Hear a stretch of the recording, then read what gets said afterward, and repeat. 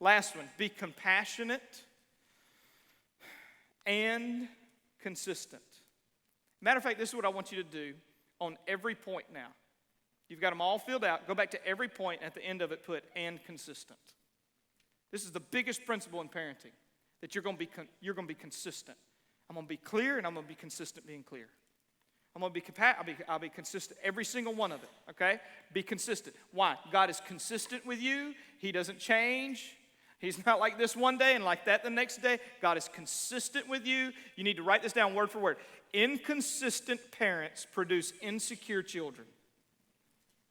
It's your inconsistency. They don't know what to expect, okay? Be consistent.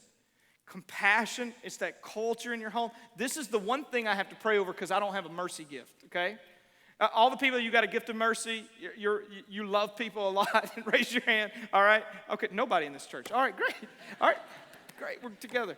All right, but I pray for compassion. Let me tell you what happened. Y'all remember when we did big screen and we showed the movie Frozen? Y'all remember that weekend? All right, it was a blast. We had a good time. Brooke was going to set up for Frozen at the church. We were going to put a bunch of stuff in the auditorium. And when she was in the living room, she bent over to kiss one of the kids goodbye. And right when she went to kiss them, they jumped up and the top of their head hit her right here, full force. It was just like, boom!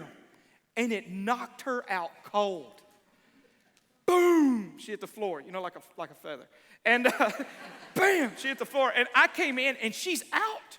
And I just don't do good in these situations, Any kind of traumatic situation, I don't have compassion.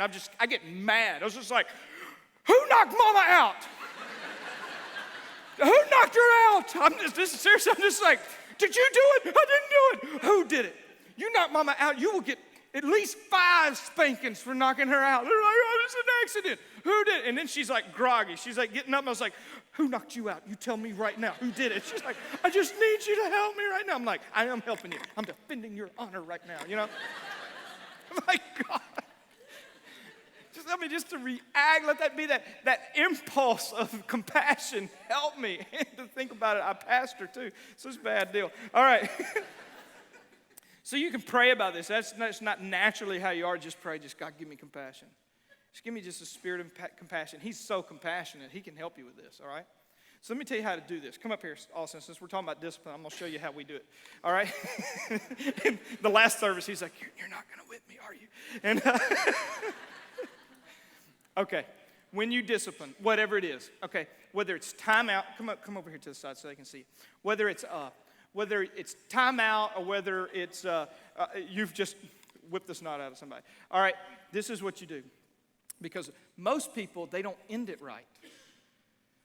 This is what's so bad about discipline is people think, okay, it was done. Go to your room for 15 minutes. And then nothing happens. All correction has to have a beginning and an ending to it. And godly people do it godly, okay? So I want you to write these words down, okay? The first thing you're going to do is you're going to hold them.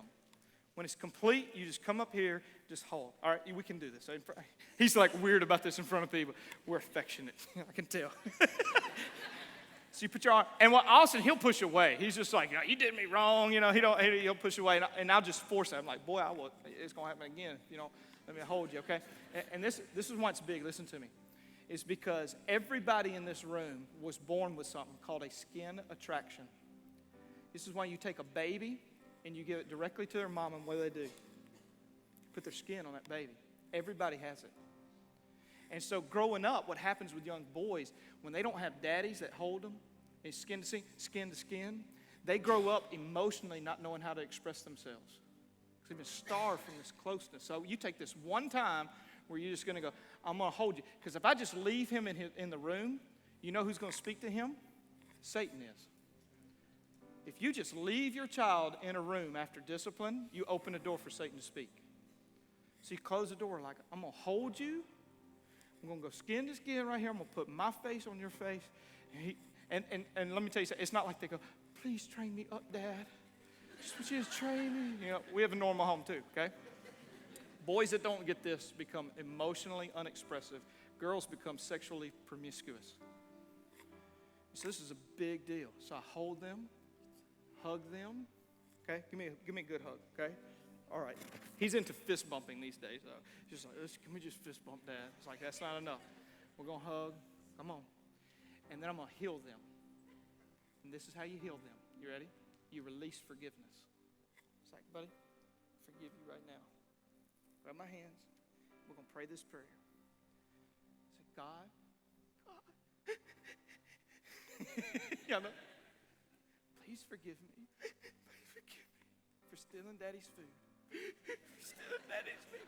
Whatever it is, right? You release that forgiveness. You get into prayer, and then you break the moment.